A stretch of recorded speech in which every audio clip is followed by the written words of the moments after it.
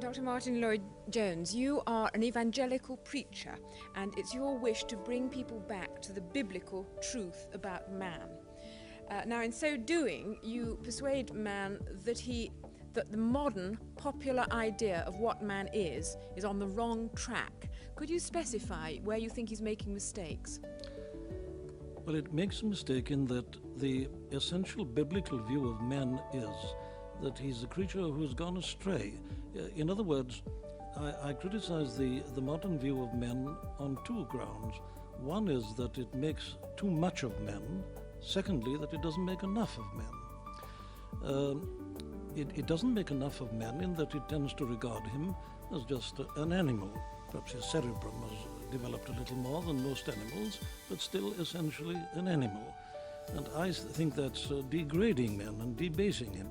But then you see on the other side, they make too much of him in the sense that they believe that he's got it within himself to order himself and his society and more or less to create a perfect world. So I criticize on both those grounds. It's inconsistent, whereas the biblical view, to me, is a consistent view of men in this way, that it says that man is a creature created in the image and likeness of God, that he's not a mere animal, that he's the Lord of creation, that the image of God, such as, which means his reason and his power to criticize and evaluate and to control himself, this image of God is in him, and that is man essentially. Well, then why is man as he is? Well, that is because he's rebelled against this, rebelled against God, and regards himself as a God. And he's incapable of functioning as such. The result is you've got chaos. But this is a unified view. Can we take then some of the elements that you find wrong with the modern image of man? Now, you say that he's treated as less than man, but in respect of his animal instincts and the research that has been done into man as the naked ape, the victim of environment and heredity. Now, you cannot presumably quarrel with the actual facts that have been scientifically ascertained about this. Yes, I would a little bit query this scientifically ascertained. You see, so much today is asserted as fact in the realm of science, which is nothing but theory and hypothesis. This is one of the great troubles, it seems to me, today. And I'm not only skeptical about it, I tend to ridicule it for this reason, that I know in my medical training, we were told, you see, that 100 years ago they regarded the thyroid gland as a vestigial remains, no function. Well, we know now that you can't live without it. And they're still saying that about the appendix. You see, they said this about so much. This is the arrogance of modern men. Because his knowledge is limited, he makes these wild assertions that can't be proved. All I'm prepared to agree with is this, that man today is behaving like an animal. But the question is, why? You say in one of your books that the very essence of the problem is in the nature of sin. And you also say that, in fact, sin has always been part of man's nature, but sin used to be ashamed of itself, whereas today sin excuses itself. Yes.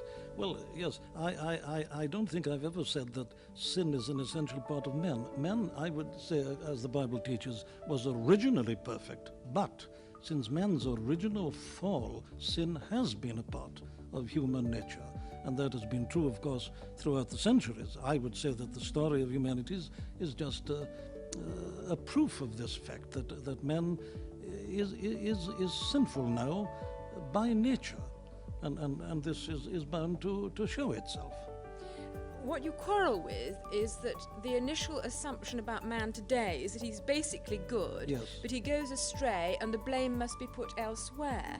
Now, indeed, there is some legitimacy in that point of view, in that poverty and oppression and exploitation does set many problems for man in which he doesn't always behave well. Would you not subscribe to it at all? Yes, man, this is where we've got to start, with men as he is today. And my quarrel, you see, with the general outlook of today is this, that they begin to talk about treatment before they've established a true diagnosis. Now, I can't help putting it like this, you see. It's a very poor doctor who medicates symptoms and isn't aware of the disease that is producing the symptoms. Well, to me, the disease is this fallen, or sinful nature of men. And because that is true, none of your medication of the symptoms is going to deal with the problem. And I maintain that this is what history is teaching us, that with all our advantages today, the problem is as great as ever. What then is the nature of man's sin that you wish us to recognize? It's this. It isn't so much that he does things that are wrong and that thereby makes himself miserable. Now, I think this is an important point, if I may say so. I'm glad you asked that question. There are some people who would represent sin as a sickness and say that man is sick. There are Christians who would say this. Well, I agree that man is sick, but to me, that's not the essence of the problem. The essence of the problem is that man is a rebel, and he is sick because he's a rebel. In other words, the business of Christianity ultimately is not simply to make us feel happier or even to make us live a better life. It is to reconcile us to God. Man, you see, from this biblical standpoint, was never meant to be autonomous or self-contained. This is my quarrel with the modern view. They regard man as autonomous. He is the master of his fate, the captain of his soul. It's so obviously ridiculous because he isn't. However, this is where they start. Whereas I start by saying that man was not only not meant to be autonomous and can't be and can't act as such, but he only functions truly when he lives his life under God. The God who made him has made him in a given way and has put laws in his nature. While man doesn't respond to this essential law of his being and is quarreling with his maker, he's bound to go wrong. He's bound to be miserable, and what he does will be wrong. He'll produce chaos. And he's done so throughout the centuries. This is the whole story of the human race. But it isn't merely that he's sick. It's that his attitude towards his maker is wrong. Now, the Apostle Peter, for instance, puts it in a phrase like this, that Christ came into the world to bring us to God. That's why Christianity must never be thought of as a sort of cult, which heals your body, enables you to sleep at night and to stop worrying and all. Now, that's to turn it into a cult. The real object is to bring man to his true position, which is that he's in communion with his Maker and is living to the glory of his Maker. Now, there's a very well-known definition of this.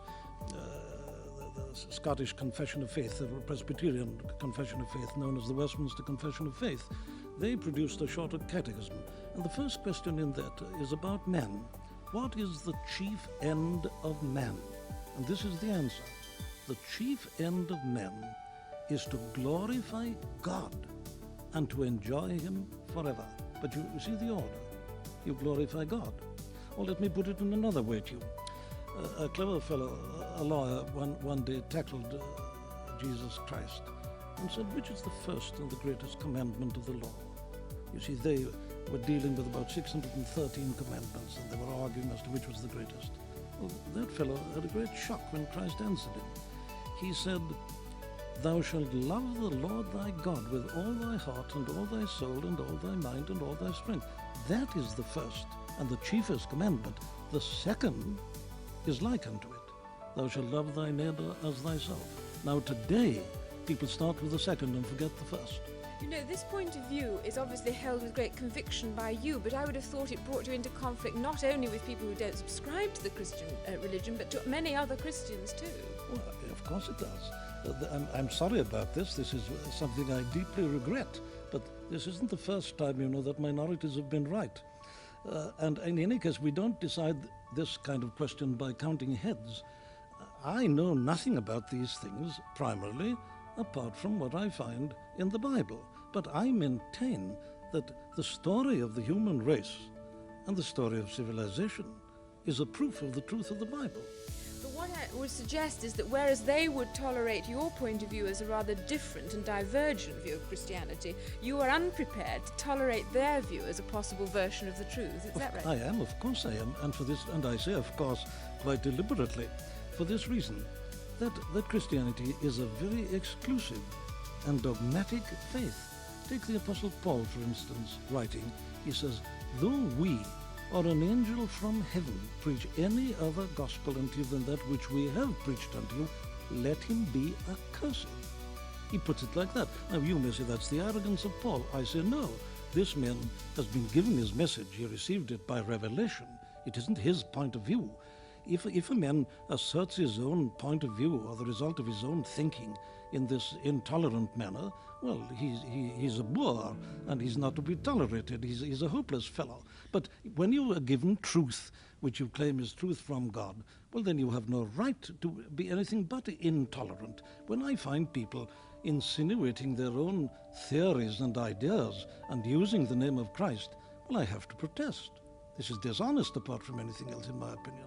But nonetheless, it's a highly regarded Christian virtue these days to be both charitable and tolerant of people of different views from oneself. Do you disapprove of that? Well, look, again, for the same reason, I am bound to. Christ himself said, I am the way, the truth, and the life. No man cometh unto the Father but by me. He says, all others have been thieves and robbers. So when I find the thieves and robbers being accepted into the church and their views being tolerated and praised, surely I'm bound to protest. The point is this, that Christ, I claim, is unique. You mustn't put anybody near him. You mustn't mention him in the same category as Confucius or the Buddha or Muhammad or anybody else. Why not? Well, because he is the only begotten Son of God. This isn't my theory. This is Christianity. This is what the apostles preached. They preached Jesus and the resurrection. Now, take a man like the Apostle Paul. He, as a Pharisee, resented all this. The Pharisees regarded Christ as a blasphemer. Who is this fellow? How can this man teach, never having learned himself? Who is this man who claims to be equal with God? And Saul of Tarsus persecuted the church, and he hated Christ. He says so. But then he came to see that this was the Lord of glory, and he preached nothing else. I must take you up on the social relevance of all the things you've been saying, because if the church here on earth, the church militant here on earth, has a role to play in the lives of all people, whether Christian or not. And I wonder whether the dogmatic nature of the church, as you speak of it, doesn't inhibit you from having a role in the lives of ordinary people. A lot of people would find, in a sense, it easier to reject you than someone who you would regard as a rather liberal, social-minded clergyman. Yes, precisely, and that's why the world is as it is. That's exactly the explanation. You put it very perfectly. Now, I cannot accept the statement that the church is a social institution in your sense. A church, to me, consists of people who are truly Christian. Now then, you say, what is the relevance of this to the social conditions and the problems? Well, I would say that it is the business of individual Christians to play their part in society. And of course, historically, this is what is most interesting. The church has had her greatest influence upon society and social conditions when she's been most evangelical. Now, this isn't again my theory. I can establish this. I was in Scotland last week commemorating the 400th anniversary of the death of John Knox. You read the account of the conditions in Scotland before Knox, and he's always charged with intolerance and all the things you were saying, but that man changed the life of the whole of Scotland. He introduced an educational system. He changed it morally, politically, and in every respect. The Puritans did it in this country. Cromwell, don't forget, was an evangelical Christian. And then you come on to the 18th century. You have the Evangelical Awakening and Whitfield and the Wesleys. That did more to improve social conditions in this country than all the dabbling of ecclesiastics in politics. You know, and yet it's often alleged against evangelicals that they promise salvation at the end of life and don't in fact apply themselves to the relieving of man's lot here on earth. Now, how concerned are you with man's lot here on earth? Well, I'm very concerned, and I've always criticized that particular representation of evangelicalism. To me, it wasn't biblical. You see, the biblical view of man is that he's to function in society. For instance, Paul's teaching is that the powers that be are ordained of God, that magistrates and all are ordained by God. That God, you see, there are two elements in my position. Man fundamentally needs this gospel which can renew him and renovate him and make a new man of him. But in the meantime, he's a believer in law and order, because sin must be held within bounds. If you don't have magistrates and punishment and so on, well, you'll get chaos, and I think we are witnessing a good deal of it at the present time. But this is a part of the whole Christian position, and Christian people in the past have played their part in politics and in various other aspects of Christian life. Unfortunately, in the last 100 years or so, I agree they have been somewhat guilty of the charge that you bring against them. But a number of us, and by now I think that's more or less gone. I find today that most evangelical Christians are very much concerned about the social implications and are laying great stress upon it. Can I revert again to this matter of man having lost his sense of sin and therefore not being in a situation of being able to be saved? Or I would say a great many people now feel that matters of sin are less than their immediate concern. And that being so, do you see much possibility of your point of view prevailing? I not only see the possibility, I actually see it happening. I find people are turning back to this. I'm travelling about the country a great deal now. I was telling you, I was in Scotland last week. I was in Glasgow on Wednesday night and preached to 2,100 people. Oh, it seems to me that something's happening. I find politicians find it very difficult to get 50 people to listen to them. In other words, I believe people are beginning to realize the utter bankruptcy of most of what's been offered them, and are turning, perhaps vaguely and even wistfully, back in the direction of this great authoritative message of the New Testament, which I maintain is only represented by the evangelical standpoint. And we've got to bring them to an awareness of this. Of course they're ignorant, but that's the business of preaching. But isn't this need for an authoritative line, whatever it might be, in conflict with the other trend in man's development, which is for self-expression, fulfillment, self-realization, which you actually disapprove of? Well, yes, of course I do, because man as he is, you see, the more he expresses himself, the worse things become. You see, if each man is autonomous and is to express himself or herself, you're bound to get conflict, aren't you? If each one of us is a god, and I do what I think is right, well, you think differently, well, there's a clash immediately, and you get chaos. You see, we must, both of us and all others, submit ourselves to God. We've got an authority outside ourselves, and we have a motive and a reason and a purpose. You see, when people deny this, you must get chaos, and you've got it. This is the tragedy. And so my business is to call people back to this. You've got, first of all, to show them why things are as they are. They've got to be clear about this. There's no hope until they are. Now, I know there are people going around today and saying, Jesus loves you and so on. Well, if I were a man in the street, I'd say, well, what about it? Who is your Jesus? I don't want him. I've got a car, I've got a refrigerator, I've got a television set. What are you bothering about? I'm not interested. Well, that is my reply to that. You see, the Old Testament is the law. And as Paul puts it, the law was our schoolmaster to bring us to Christ, to show us our need. Now, when people confront the Ten Commandments, there they see their failure. And it's only when they realize this truly, they'll see their failure, and it's only people who see their failure who are ready to listen to the offer of salvation. Dr. Martin Lloyd-Jones, thank you very much.